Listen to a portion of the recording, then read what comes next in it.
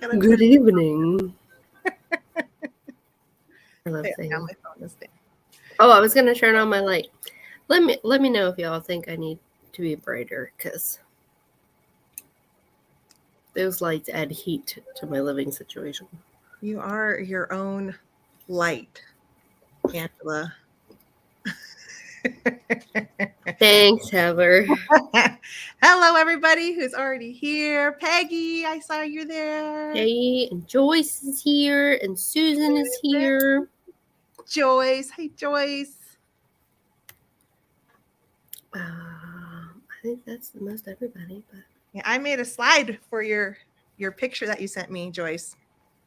And I made a slide for somebody else who tagged me in the picture. Oh, cool. Who tagged you?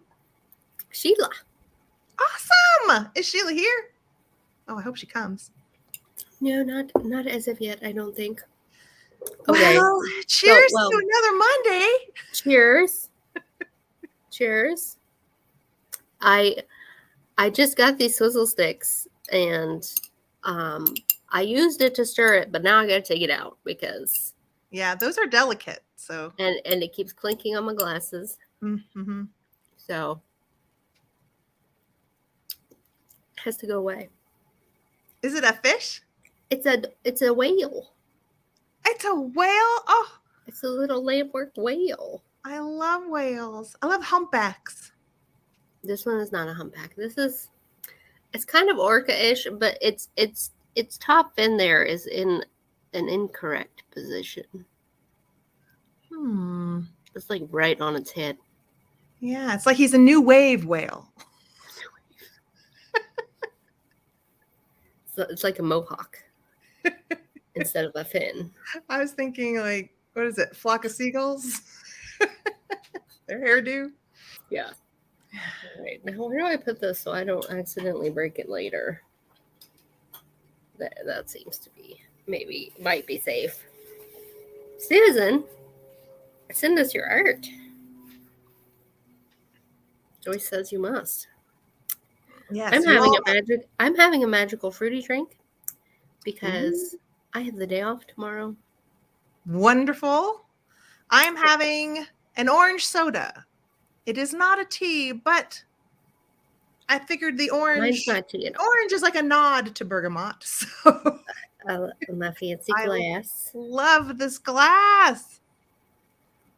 Ever since I saw your shelves, I love all of them. They're very good. I love them.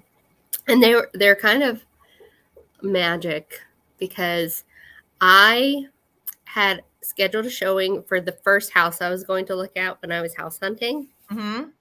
And it was at a time where I didn't have enough time to go back to my parents' house to kill time because they lived 30 minutes away. And I couldn't just hang out at work. So there was a Goodwill nearby. So I went to the Goodwill and I found the little short glasses. I was like, oh my gosh. And then I went to the next thing camp and I found the tall glasses. Like, oh my God. And then I also bought the chip and dip bowl that I used at my game night that night too. And I was like, this is going to be my good omen. This is stuff from my house. So means I'm going to find my house soon. Yes. And I only house hunted for a month. So obviously that first house I saw was not the one. It was very cute. Mm-hmm. I was tempted to put an offer in. But by the time I made my decision the next day to put an offer in, it had already had an offer accepted on it. So isn't that just like house hunting? It seems so exciting, but I think if you're in is it a seller's market where just everything goes really fast? Yeah, it makes it probably a lot more stressful. It was a huge seller's market. And I mean, my inventory and my price point was pretty slim or horrific. So I only looked at 5 houses though. This is the 5th house I looked at. And it was meant to be. And I got it for under asking price in a seller's market. So snap. That's awesome. Excellent. And now I get to use my good luck glasses Emma Chip Bowl. Hi, And Helen. all of the other stuff that I have been purchasing for past decades. But thanks everybody for coming. Oh, yeah. To I Brocante really and do Bergamot. enjoy seeing everybody in the chat. Yes. All you friends, all my new friends. So good to see you. It is. It's so nice. I put on my party glasses for the evening. What color are they? They're sparkly silver. Oh, sparkly silver. Yeah. Snazzy. I didn't put on anything sparkly or snazzy today. I'm in a t-shirt. Wow, I'm wearing a dress. But it's like the flowiest, lightest weight dress possible. Hey Jan. You know, I like dresses, but I have a problem with, you know, the old thigh chafing situation. Do you wear like bicycle shorts under your dresses? You don't? No, I don't have any chafing. But I mean, I don't spend time outside. Yeah. Or doing much physical activity when I'm in my dresses. I did do my PT in this dress today, though. Don't recommend that. Especially if there's like people around. Because, yeah. You know, yeah. I know. Hey, Jan. Oh, how are you all doing out there? Are you staying cool? Yeah. And are you staying hydrated? I'm asking everybody this question as the temperatures are being ridiculous. Yeah, I think the last time I went outside was actually on Thursday. I think I've pretty much been I haven't gone anywhere since Thursday. So Saturday morning, I started to mulch one of my flower beds. And I mean, I got 2 bags down and I was like, oh my God, it's too hot. I mean, it was like 91. Even though I was in a shaded area and I have a breeze, I was like, ugh. And then last night I went out and like it felt cool. And I was like, oh, okay. I was like, in that area was shaded. So I got the rest of the mulch out. And I looked and I was like, oh, it's like 85. it's like that's not cool. Yeah. But compared to 91, and you could tell it had rained somewhere because the humidity was greatly reduced, and that was the only reason why I could do it and not keel over. Mm-hmm. Yeah, we've actually been getting some good rain. It's a little more humid and swampier than usual. Usually, I mean, but still, it's like it's humid for about half an hour, and then it just seems to all evaporate and it's dry again. Oh. I prefer the dry. Yeah, well, the dry definitely helps with my hair. When I went back to California, I was like, oh yeah, now I remember why my curlies love the humidity. Yeah, I used to have really curly hair growing up. I am gonna turn my overhead light on just because I feel like I'm hiding in the darkness here. Which I mean is perfectly okay. You had storms. Were they good thunderstorms or scary thunderstorms? We had a big thunderstorm. My parents didn't have power for like almost a day. Your parents didn't have power? Yeah. But they have a generator, so they were fine. Oh. Well, that's... We didn't even flicker here. Mm-hmm. Yeah, it's like that here too, where I mean, my folks live about 20 minutes away from where I live, and, you know, they don't necessarily get the same rainstorms that I do. Jockey Seam Free Slimming Short. Well, and there's a company I follow. I will write that down. Snag Tights. They make like a chafing short. Yeah. Yeah. Like meant for that. Yeah. Well, now I just need the paper.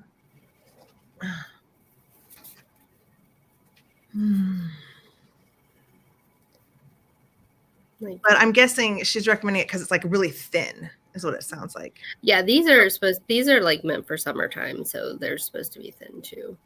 Okay. Seam free. Short. Got it. Thanks for the tip, Susan.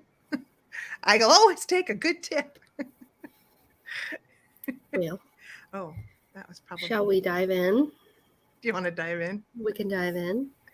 We're starting with Community Corner. Community corner. Yeah, Joyce. I just titled it that because I was like, well, it's cute. Well, you'll see mine because I Okay. have a Community Corner too. So Perfect. Okay. So Joy sent me the largest picture here toward the right of part of her shell collection. So you can see her beautiful rose that she makes. And then she has like a really nice collection of little urchins there in the back. So she sent this beautiful collection of her shells so you could see it. And then I did grab some extra photos from her Instagram just because I thought it would be fun to show some of the. Well, you did that whole thing on the grottos and stuff. So like this, like, Yeah. right in. Yeah, and I love the little dragonflies and I don't know, I just was like, you know what? Let's share it with the world. Our world. I love the flowers so Yeah. much. Are they roses or like lotuses? I think they look kind of like, maybe they're like a carnation or something. Tell us, Joyce. What kind of flower would you call them? I mean, they're shell flowers. Yeah. I like rosette, maybe just call it like a I love the rosette. ones in the jar up at the top there. Like, it's very, Yes. Well, I love the color impactful. scheme of those. Like if I were to make one for my home, I definitely would choose those brown ones The up there. browns. Yes. I'm telling you, brown Peonies. is my signature color for sure. She says we can call them anything we want. I'll call it a rosette. I call them beautiful. Joyce calls it a peony. All right. Well, mine is Sheila. I don't think Sheila's here. See, I did a little community highlight. She sent me this. So that's a figural flower frog. And so she's using it to be home to her bangles. I like it because it looks like she's in a fancy, like, big ball gown. It kind of does. Very just different. Because, I mean, what else do you do? I mean, other than using them for flower arrangements, Mm-hmm. I think figural flower frogs are probably the ones that are hardest to find an alternative use for. Mm-hmm. But that's, I mean, they're just pretty to look at. But Yeah. I like I the love that bangle idea. idea. Yeah, go Sheila. Especially if you had a few of them, Mm-hmm. you'd have a whole. Yeah, a like whole a kind of couple, and then like each figure has a couple bangles. Mhm. Yeah, very Exactly. fun idea. Which brings us to Collections. Yeah, I think I just did one collection. So I chose Swanky Swigs or vintage juice glasses because I liked the picture. I liked the cubby.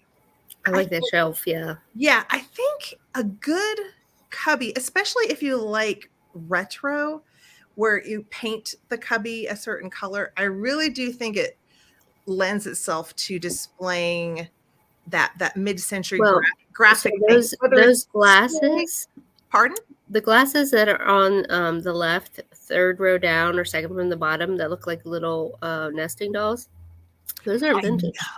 Those are? Those are by a company called Fred. And they were Wow. a set of little nesting Matryoshka doll glasses. Oh, cute. I have them. Very cute. Except one of mine broke. Mm. I'm not exactly sure where the other ones are at this point in time. I don't think they're here yet. Yeah. I don't think they've made the journey. Yes. Yes. I've thought about this cubby idea before, but I don't know if, like, for me or my collections, I don't know if it would work as well in more of like an older Victorian style of decor. I feel like it lends itself better to mid-century. So I love the idea. I have a cubby shelf. It's currently in my bedroom. It doesn't have anything on it as of this point in time. I got it in an antique store, and it's like peely paint, Mm-hmm. like probably lead paint, and it has one little drawer I think that's the kind of cubby shelf you need. Like, I think it was off the top of a desk, I think, possibly. Mhm. So I think you need like a distressed look cubby shelf, not a clean painted one. Mhm. Or maybe something with lime wash on it. I don't So know. if your stuff is darker, it Isn't would, lime wash is more of a white, right? Like a yeah, thin white paint. thin white so you can still see like wood grain or something through it. Maybe. Mm-hmm. So yeah, even though I may not have a Swanky Swig collection, I I like can this one. appreciate it. Yeah. Yes, I like this one. My All right. collection. Um, this is a person. Okay, so I have 2 slides here because this person's collections are amazing. It's called Old Stuff I Collect on Instagram. And I love the way, like, because we've kind of touched on this, like putting small collections into clear jars. Yes. And look how they're all like, Yes. so there's dice, there's tins, there's those little tomato pin cushions. And if you look in Tomato between pin those, cushions is adorable. so cute. And if you look in between those two, she has like the little child's tea sets inside that, like the little like Oh yes. agate, ergot. Mhm. And then behind it, look at those salt pepper shakers. Is that in the Mm. the cubbies on the wall? Yeah, the little cubbies on the wall. But then Now, there's so many other things. Like I wish I could have blown this up bigger yeah, because the detail on it is crazy. And then those globes. the globes. I mean, Like, that and is that's just a standard shelf, one of right. those. But it's like a perfect maximalist display. It's yeah. Plus, she incorporated the jar with tiny globes in it too. So Yeah. That I is love so it. But cute. so this person, I found this person because she also does flat lay photography. Y'all hopefully know what that is? Is where like Yes. you lay things out, you take a picture from above, and which I like the idea of, because sometimes you'll have say you have a little collection, you want to share it, but it's not something you know how to put it on a shelf or have space to put it on a shelf. Mhm. But she does these flat lays of different things and then puts it all. I mean, that's what her Instagram is, mainly flat lays. Flat lays. Okay. Yeah. And I It's love them. wonderful. Yeah. I love it. But it's a lot of work. Like I could have done like 3 or 4 different pages of the different flat lays that I loved. Like she took all like the like Bakelite handled like kitchen utensils and make like a circle, and then all the utensil handles are the inside and then the utensils are out. It's very cool. Cute. Yeah, So I think that sounds it's almost like for me it's the perfect inspiration for, but then you really don't want to glue it. I was just thinking like wouldn't it be fun if you mounted them on one of right. those dimensional frames? Sheila, we talked about you. We'll go back. Sheila, you've been featured. Here, wait, hold that thought. There it is. We loved your Figaro Flower Frog. Yes. But yeah, but I think this is like, so say you want to share your collection. So maybe like if you're an Instagrammer, I know some of you are just getting into the Instagram thing and you have maybe the start of a collection or maybe just your favorite items from a collection. This flat lay idea for just sharing it is a feasibility. So yeah, there's that. Okay. I'm trying to figure out how to do that because I know when I take pictures just for my Etsy stuff, I just lean over it and then I have to deal with shadows. So she obviously has some sort of mounting. Oh yeah, she's definitely got like lighting so that she doesn't cast her own shadow over the items. Yeah. Which I have a light that can come over things. And then you take your picture from up above that light. And you can do that, but I just wanted to share the pretty. So there's that. It is beautiful. So we're moving on. Okay, let's move on. Oh, wait. So this is very different, y'all.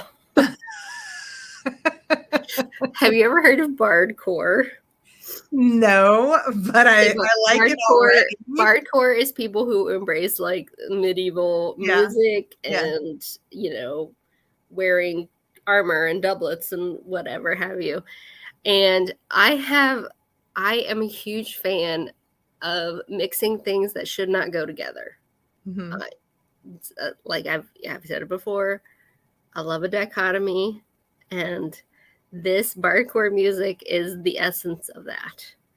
And before I learned about bardcore, I have CDs from a band called Gregorian that takes modern music and turns them into Gregorian chants. And I find it hilarious. That's awesome. So I'm going to put a link in the chat to one of these. And so if y'all want to go and listen to it. So for all the people who do serious Ren fairs and things like that, yes, this bardcore is probably a term amongst that crowd. Or is it just way bigger than that? Well, no, Ren fairs are post-medieval. So this could be like people who do SCA. Do you know what SCA is?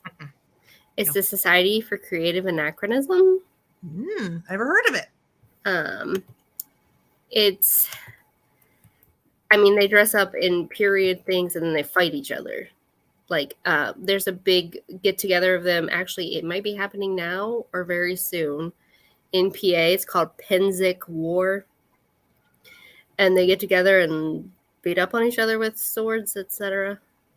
Society of Creative Anachronism? For Creative Anachronism. I have friends who are in the SCA. And, they've tried to pull me into it, but I can't sleep in a tent. Yeah. I entertained the thought of building my own gypsy wagon. Oh my God. My goodness. What? I have not. Oh my God. Okay. I'm having like a brain explosion right now. It's called a bardo. How many times have we seen the tiny home phenomenon? Why is it no one has ever made a gypsy wagon? They have. There are plans out there. There are? Yeah. Oh my goodness. I was seriously considering it because I have property and I was like, could I live in a gypsy wagon? I have to see this. Possible. It's quite possible. All right. I have put a link in the chat to the Hips Don't Lie. So these two YouTube, Stand Tough and what now I can't read her name, Hildegard von Blingen, are two accounts that take modern songs and then do them in medieval style. Now, Stand Tough has a whole lot. There's this purely musical, but the Hildegard von Blingen, she takes the lyrics as well and medievalifies them. So this screenshot here is from I Need a Hero. Oh my goodness. I need a hero. I shall hold out for a hero till the end of the night. I pray he be winged of heel and newly returned from the flight. Oh my gosh. It's so funny. Oh my gosh. This is going to be my nighttime. There are bardcore playlists that you can just put on and just have on in the background. And it is one of my favorite things, just to hit play. And then you're like, wait, what is that song? Like, for me, not looking at the title and trying to figure out what song it is part of the fun. Oh.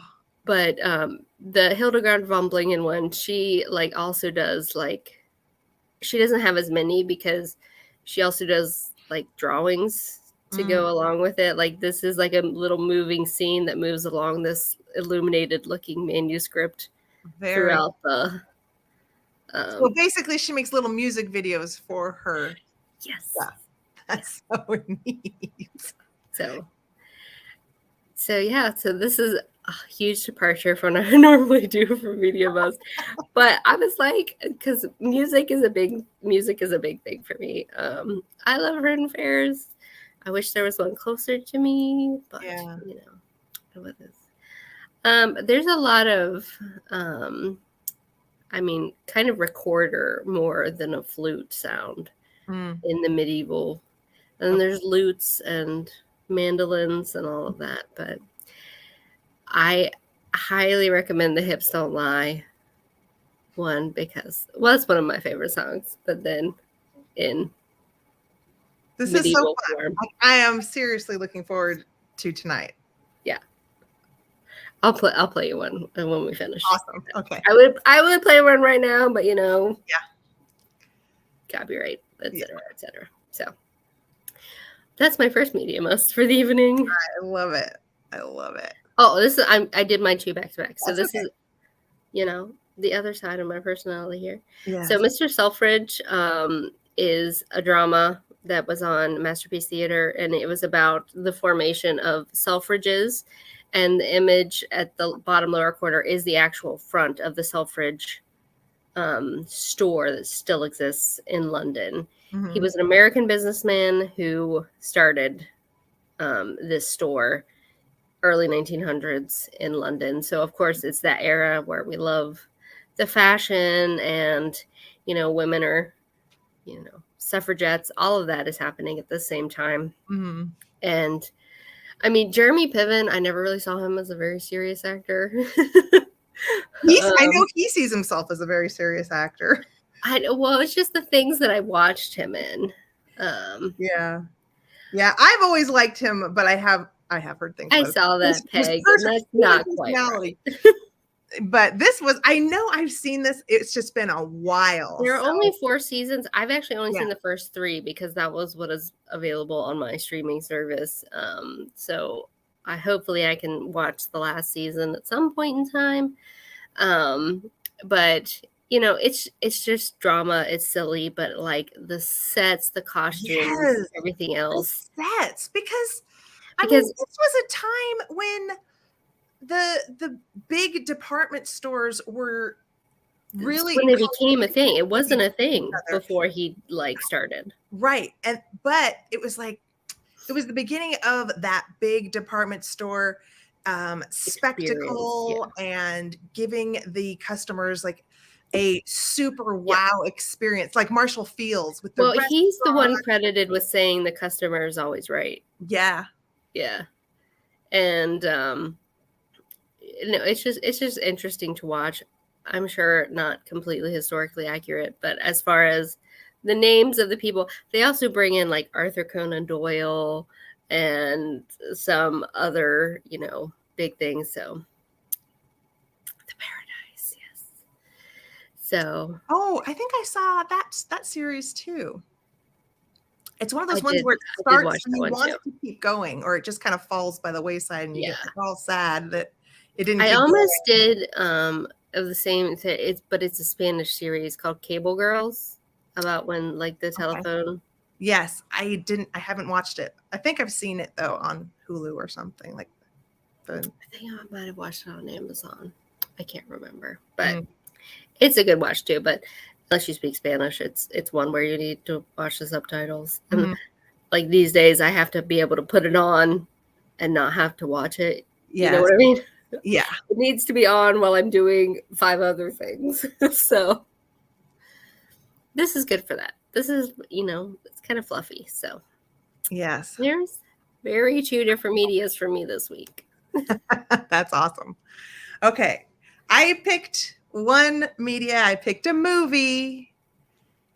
And this is a movie by the director Guillermo Del Toro. A lot of people know him from Pan's Labyrinth, kind of put him on the map in America.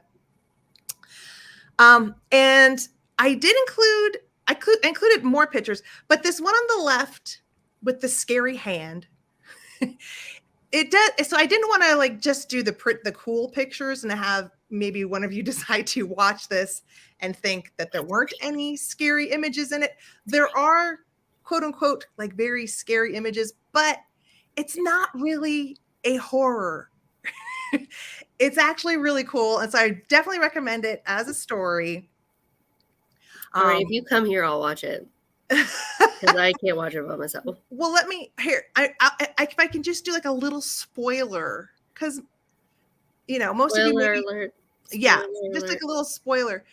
That hand is it's even though it seems scary, later on you realize it's just her dead mom trying to help her out. It's actually not something scary. It's a loving mother's hand. Even though she looks extremely frightening.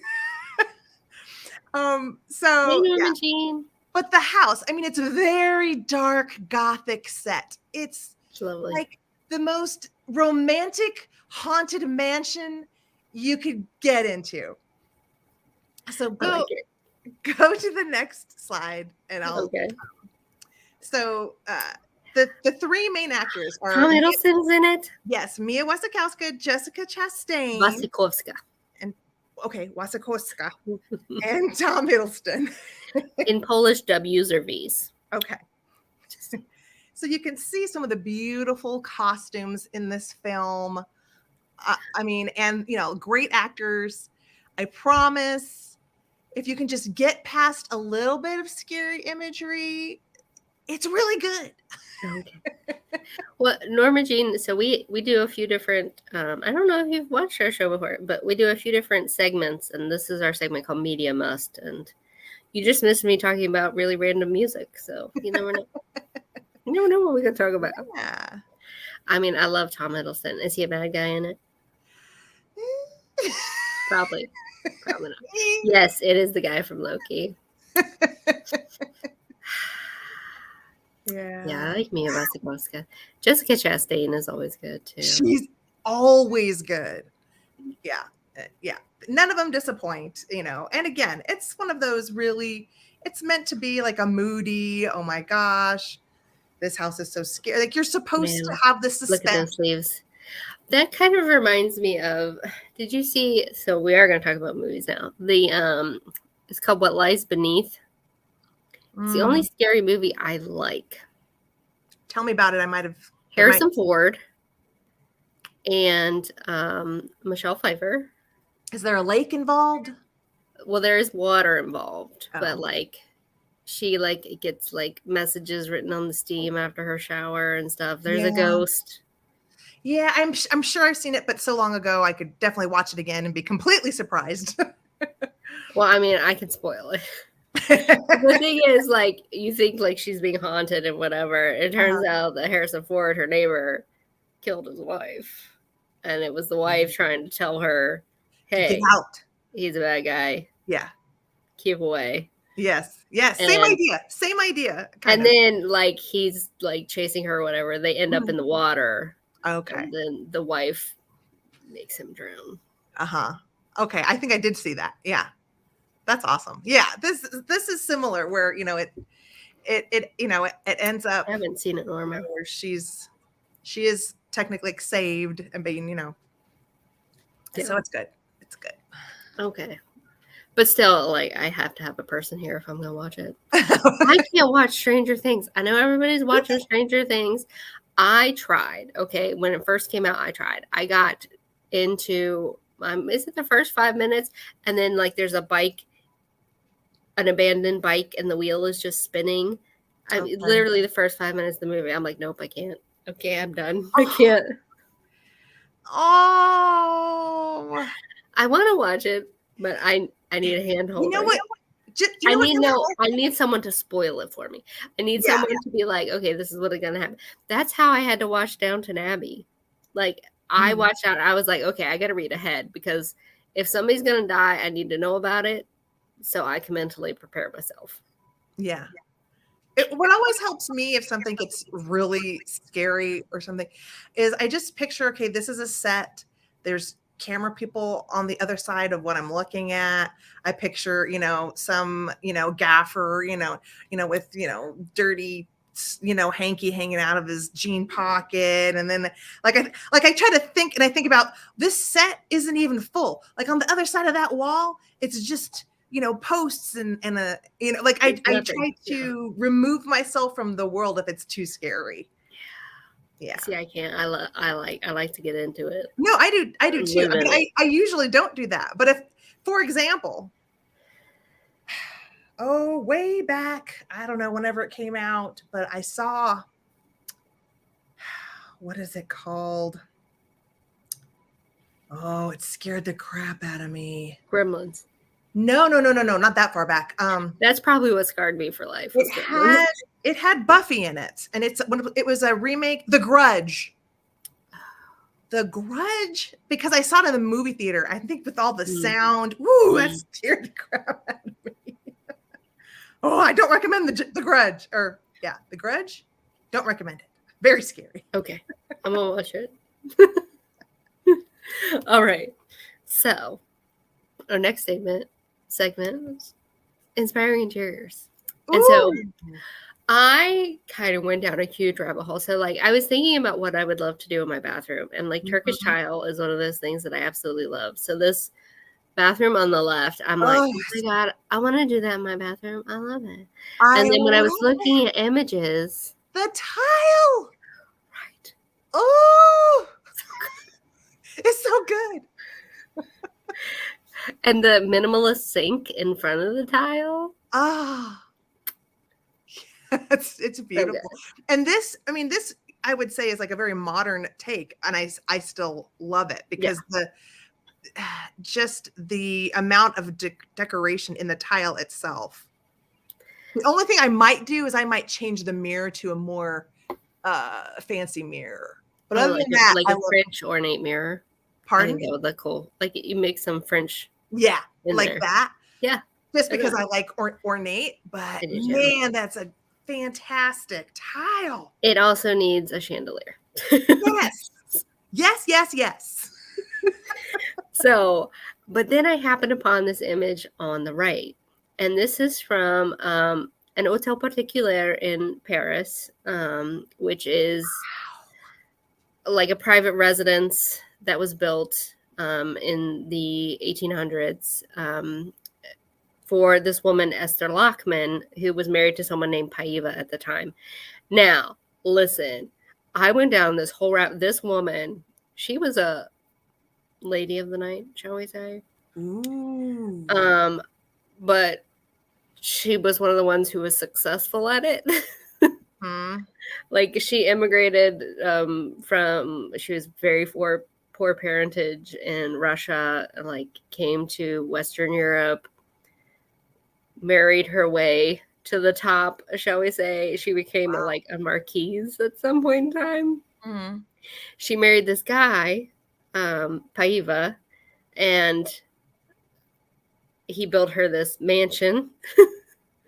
And so this was her Moorish bath, is what they called it. That is a silver tub. Damn. Encased in some kind of marble, and it has 3 taps. Now, different sources say the taps were for water, milk, and wine. Wowie, wow. Or water, some kind of scented something. But almost all of them said like some kind of beverage for her to drink while she was in her bath. And there are 3 taps there. Like, look at it. Yeah. Like, that is, somebody has rehabbed it, and it's now I think like a gentleman's club, like or a restaurant, but like you can get reservations there. And like, which is complete opposite of what the rabbit hole I was going down, which was Turkish tile. But then I started learning about this woman, and I was like, wow. But like, so she married this guy, and then she like immediately told him, she's like, okay, you don't actually want to be married to me, so just give me your money, go home, and you can tell people we're married. And he did. Wow. So, like, if you want to look up Esther Lachman, like, it's a whole thing, but you should absolutely look up the Hotel de la Paiva, and wow, the rooms in this place are stunning. Like, wow. I mean, anything she wanted, basically, she got in the making of this mansion, because It's crazy. I mean, I could live there. I could Oh live yeah. there. Yeah. Yeah, you should see the like solarium with like plants and stuff, and it's like Mhm. whew. So Wow. she changed her name a few different times. So, but Esther Lockman was her true name that she was born with. Mhm. And then since I was, oh wait, oh no, I put yours next. But that's okay. But yeah, I think what I chose for inspiring interiors is very lackluster compared to yours. I know. I need. So when I redo my bathroom, y'all, it will become a true party bathroom. Yeah, this is a photo that I had found and I thought it was unique because I had never thought of a butcher block table in a laundry room. And I thought, Perfect for folding. different. I like it. Okay. And then, of course, I did like the wallpaper. I So I love the thought, wallpaper. let's share it. And that's about it. That's No perfect. wonderful history on it. I thought, a fun I idea. mean, I didn't know I was going to stumble on a famous courtesan when I was looking up Turkish tile, but Yeah. there you have it. Yeah. Oh my goodness. And then when I was in in the Turkish mindset, I was thinking of inspiring exteriors. So That this is a view. hotel in Cappadocia, which is a region of Turkey known for these like chimney-like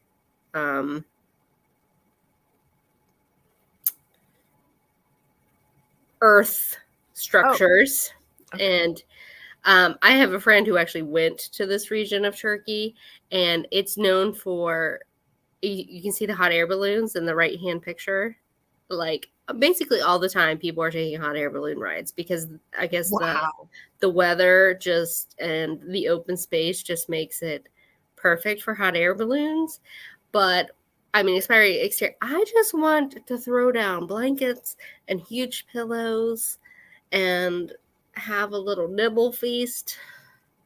Yeah, You know, I yeah. just want to And you go. said this is at a hotel? This is a hotel. It's the Hina Hotel in Gorim, specifically Turkey, but the region is called Cappadocia. And I have you see that big brass or copper tray Yes. there? Mhm. That's what my that's right here in my living room. Yeah. So now I need a crap ton of huge pillows. I Yes. can take it outside. Oh, yeah, for sure. Provided it's not raining and 95 degrees. Well, that's the great thing about those Moroccan tables is they fold right up, so you can move it wherever See, you I don't want. have the folding base. Oh, you don't? Okay. No, I have mine on one of those like 70s hexagonal cabinets with the two doors Uh-huh. because that's what I had and it works. But Yes. I definitely need a true base so then I can lug it outside, Mm-hmm. throw a Turkish pillow party. Yes. I know, Sheila, that view is amazing. Okay, let's all add this to our list. After we go brocanting in France, we can take a hot air balloon in Turkey. Sounds feasible to me. I mean, they're not terribly far apart. We're not. So that's my inspiring I love exterior. it. I It's love so it. pretty. I love it. Taking us international. And I chose this one because I liked the idea of I don't know if it's just trim. I don't know if it's just trim and I then don't. they painted the interior of the wall or if this is an actual shelf or backer and then shelves. But I thought it was a fun idea, a fun I take. love it. Yeah, just a fun take on, I the. think it's a mixture of shelves and Mhm. then the trim. Yeah, that's what I was thinking. Just because it doesn't look particularly deep. Yeah, it doesn't look. Product. It just looks thick there around the Right. edge. Yes. Yes. And I do tend to like a lot of the decor ideas where people will display their vase collection on the individual little Italian Little like pedestals or little Italian pedestal shelves, yeah. and they'll do a whole bunch. And I thought this was a different take on the same idea, but Yeah. something that, if you didn't have a bunch of Italian shelves, you could create something like this, and it has kind of a similar look. I also like what I can see of this light fixture here, because it looks like a mixture of like modern plus crystals. Crystals. I like the crystals. Yes, yes, yes. All All right. right. So I have been waiting. I have been asking and I'm drinking from a hint. dig at Angela for the past 7 days. And now it's revealed. This is Gibson awesome. Girls. This is awesome because my logo is a Gibson girl, so I am ready for this. Right. Well, I mean, if you have stuff to add, please tell me. I have notes. I want to sit back. I want to be educated. Educated? Yes. So I have notes. I mean, but like the slides I have are pretty minimal. So I didn't want to go like super like y'all don't care when this guy was born or whatever, but we will go. So the Gibson Girls, y'all know this image. Y'all know who they are. At least I hope once you see them, you'll start to recognize them. So Gibson Girls were named, of course, after their creator, Charles Dana Gibson. He was an illustrator for magazines and various other publications. He created the Gibson Girl to be like the epitome of American beauty. Like he thought American women, because of all of their various influences, would just become more and more beautiful. And they were mainly popular from the 1890s. I think it's like a 30-year span where they saw their height of popularity from the 1890s until the 19 teens.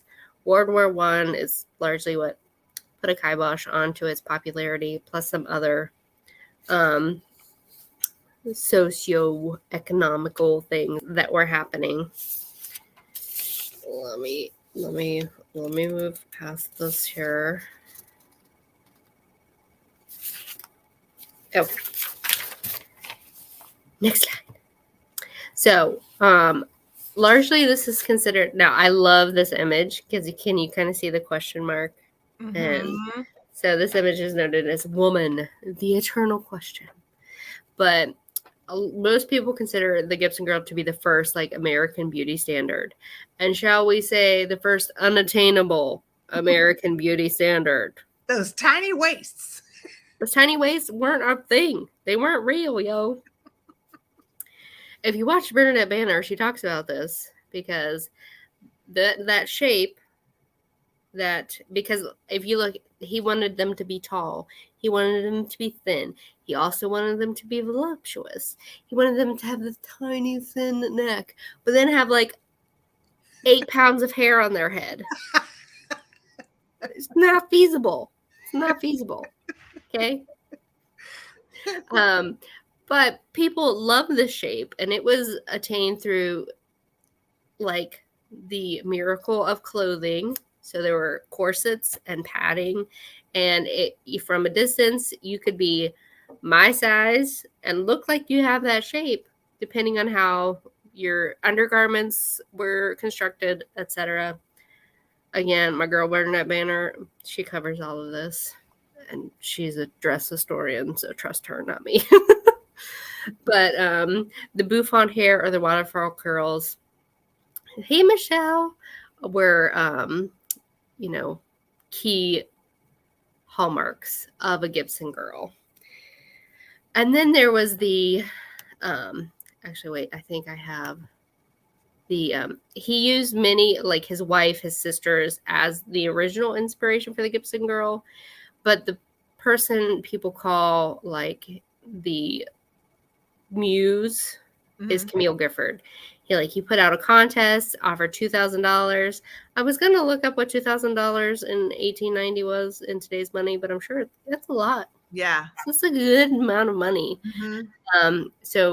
But she won as being considered the epitome of his Gibson Girl, and so she was photographed and used as like an artist muse for not just him, but many other people in that time period. Get this, she wasn't even American. Oh, wow. She was from,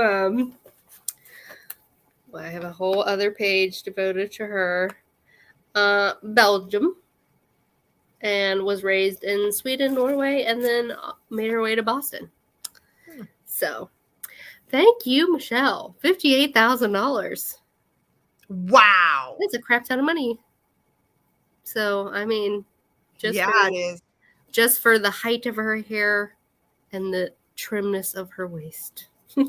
So, and so he constructed these women, and it's based off of before the 1890s, like the fragile woman was kind of the epitome of grace, but he also wanted, he wanted curves. So he mixed those things together to make his Gibson Girl.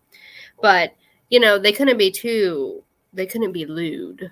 They just had to be voluptuous enough without being over the top. And of course, everyone was obsessed with youth. When have they not been obsessed with youth? But it is what it is. Now, this I did not know. He did view women as equal to men, but in many of his illustrations, he shows them like picking on men, like literally stepping on men, or just treating them as like superfluous to their existence. Excuse me? He would often show them falling in love, but then they would get bored. However, they would find their purpose again in like motherhood or whatever, because one thing that's important to know, this next one is funny, because men around them were like hopeless. Like they're planting this tree upside down because she told them to. And look at the guy in the back. Like everybody is like, they're like, oh, we can't function. Look at her. But which is funny. But he stayed, even though like they were aloof. Some people tie them to the New Woman, which was a feminist ideology happening around the same time. He was not a proponent of the New Woman. A Gibson Girl would not be a suffragette. A Gibson Girl would, she would be like riding a bicycle. She would be reading, but she was never seen outside of the standard gender roles. So she was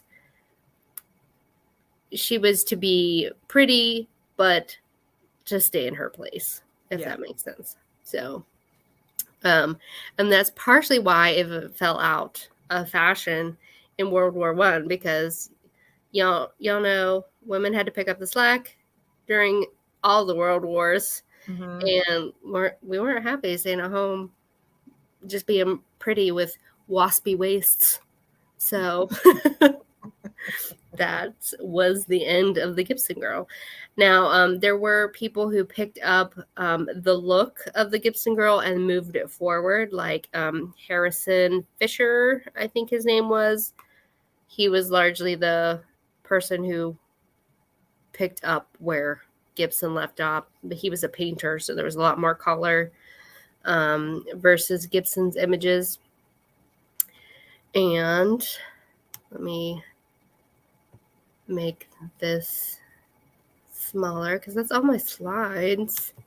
Because there's not, there is that in the Gibson Girl. And then you can find, I actually had Hugh Hefner. Let's not talk about him. You can find Gibson, and I had things saved because, like you showed, like you can buy things that are, Gibson. Like I think on eBay right now, there's a folio of Gibson prints for around $90. I have the two. I was this close. I have a set of the two folios. But a lot of the illustrations aren't like specifically of like a Gibson Girl. It's all of the, cartoons that he would draw, I think, for newspapers and things. Yeah, well, he was an illustrator for Life magazine, plus some other publications. So and plus like postcards. things like that from that era, from 1890s to about 1910. But he was, I mean, making cartoons beyond that, but he shifted away from his Gibson Girl. But so like I showed you, I'm drinking from this one. There's that lady. Yes, yes. Then we've got this one. I love these. She's like, what are you talking about? I mean, I love the face. I love the disdain on so many of their faces. Well, I guess I should make myself bigger and then people can see a little bit better. There's her. And so like again, I bought these before I purchased my 1910 house, so I should have known it was a sign, right? Yes. Because they're of that era. Look at her. Now these are not antiques. They're repros. I think like the Victorian Trading Company made these. But here specifically is that first Gibson Girl image that we all know. I mean, I wish I could make my hair go up like that. I'm sure. Doesn't it involve the rats and things like that? Yeah, you've got to like pat it just like you had to do your hips to make yourself look like you had a 6-inch waist. Yeah. So that is the Gibson Girls in a nutshell. Do y'all have any questions? Like, I do have my notes. I mean, there's a lot more here than what I talked about, but that is the Gibson Girls. Cliff Notes version, Angela's Notes version. And then this weekend,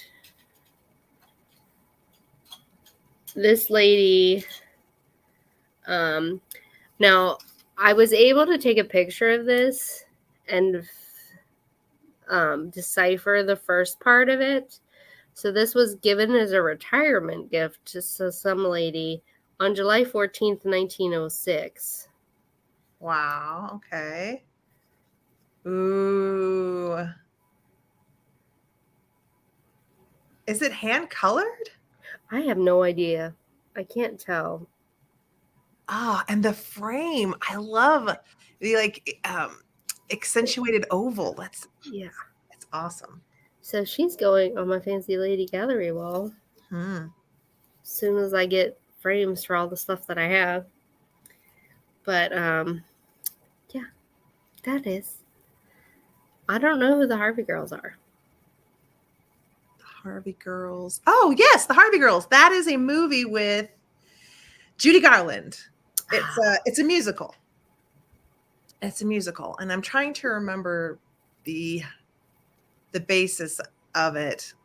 I think it takes place like in America, and they're running maybe some sort of hotel. I'm not sure. Who suggested Harvey Girls? Peggy. Peggy, do you remember the premise of the movie or the story? Tell us. I know nothing about it. But it does, like, they're definitely of that era where they have the big blousey shirts and the little more the sleeves, the slimmer skirts that would kind of come out, like the walking skirts. Yes, and the hair and everything. I'll have to look into it, see if I can find it. Do you have a favorite thing that you have brought for this week? Do. I brought I mean, I've showed you like 2 of mine so far.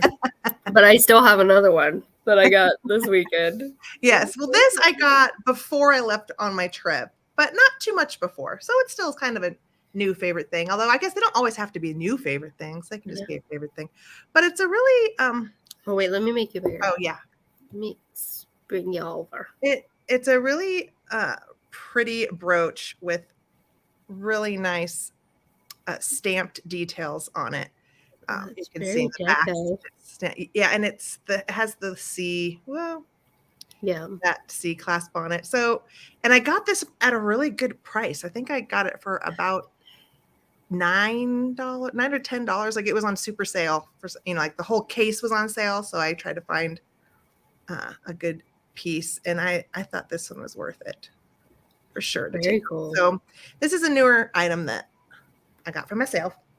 And then another newer favorite thing, which I love, but I got it to give to my stepson, Shelby, this is from one of our community, Jody Renshaw. She is a digital artist and photographer, and this is one of her photographs. I have one of hers.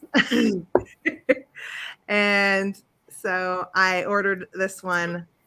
It's very appropriate for the collection quote that I have. Well, the image I chose for the collection quote.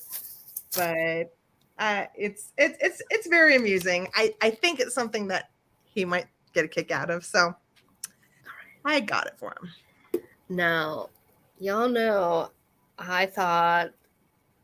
Now I'm still on the hunt for a Art Nouveau fancy lady lamp. But in the interim, switch it to you. Switch it to you. So there's the finial. The finial's fantastic. Just wait for it. I'm waiting. Wait for it. Oh my God. Oh boy. Oh my God, I can't drop it. It's heavy. I'm in love with it. It's great. Look at those. Oh my goodness. I'm going to have to wire it. But look at that blue there. Oh, right there. That is so beautiful. Oh, Let me turn it this way so you can see the flowers a little better. And the leaves. Oh. See, that is, and that, is. I found it at a flea market. You know how you know that's from the era is the casting. This is not something from like the 50s and 60s where it was the, what is it called? Hollywood Regency era, where a lot of things were made. And you can There's a number on the bottom. The casting on that is beautiful. Very high quality, highly detailed. It has an 18 pressed in the bottom. But but this right here, like I almost don't want to put a shade on it. Like look at that harp. Like, well, you could. The fact that it has the finial. The finials, I've never seen a lamp like that. It's beautiful. That's what I paid for it. Oh no! Now you're gonna tell me you got it for a song too? Jeez, Angela! He asked 25 originally. I got it for 22. Why? I can't believe it. No, Michelle, you're like my dad. Like I asked my dad, I was like, guess what I paid for this? And he'll say some ridiculous low number. I'm like, no, I did not. Be realistic. Oh my god. So I have like a gold shade that like goes like this. But I still think it would cover this cool. I don't know. I mean, I still have to wire it before I make that decision. You might find it won't take me very long. Yeah, you might find a really special shade where you're okay with covering it up, and it'll just be. I can use my Alphonse Mucha shade I made for my Faux Nouveau lamp. Yeah. Until I find the perfect thing, or I could just get an Edison bulb and let it exist out. But think about that lamp with just like. Watch some of that. Oh, Scott from the Old Curiosity Shop. Some of the shades he finds. Oh, they're like, they are amazing. Yeah. I know you can find them in your area. If you found that lamp, you can find an amazing shade. And then, oh, but so in addition to that, I got 13 photo albums full of vintage and antique ephemera. Well, I heard You saw about the picture on Instagram. it. But I'm going to go live sometime soon and go through all the postcards with y'all. So Are you saving some stay of them, tuned. or have you gone through all of them? I haven't gone through all of them. I went through part of one album. And so I'm pretty certain I have at least one Halloween. Oh my goodness. Can we see just the Halloween one? Can we see it? I don't know where I put it. Oh, I think I put it in the other room. But yeah. So I think sometime Saturday, I'm going to go live because it's one of the only days I have free. So I can hang out. Because if I go through I won't go through all 13 because I just sold one tonight on Mystery Monday. Okay. But it had like greeting cards and stuff in it. So I'm just going to go through the postcards because those are the more interesting ones. To me, anyway. I find the other stuff is cool, but the postcards is where I get my excitement. And are they glued into the album, or are they? They're like in little photo pockets. Oh, they are. So you could remove them pretty easily. Wow. Mm-hmm. All right. I do have a quote. All right. It's long. So. Okay. And I chose a collection that most of y'all don't have, but I have parts of this collection. So. It is not. Is this not the collector's exquisite pleasure that his desire should know no bounds, should reach out into the infinite, should never know full possession, which disappoints by its very completeness? Oh, what joy to be able to postpone the fulfillment of desire to infinity. Wow. Because, a good collection is never finished. Wow. And I don't know anything about this author. Georges Rodenbach. The Bells of Bruges. I'm guessing he is from that area. What Belgium, joy to be able to postpone the fulfillment of desire to infinity.